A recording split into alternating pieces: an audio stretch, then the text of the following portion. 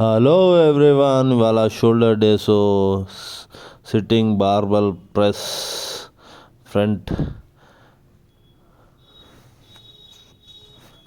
And cable lateralize every set 4x20. Set to set change చేసుకుంటా పోండి. Weight and repetitions కూడా తగ్గించుకోండి. And next వచ్చేసి ఫ్రంట్ డంబుల్ ప్రెస్. స్లోగా ఫ్రంట్ డెల్టాయిడ్ పడేటట్టు చూసుకోండి.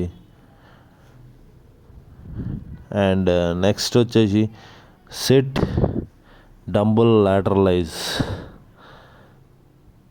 స్లోగా వెయిట్ పెంచుకుంటూ పోండి. And every set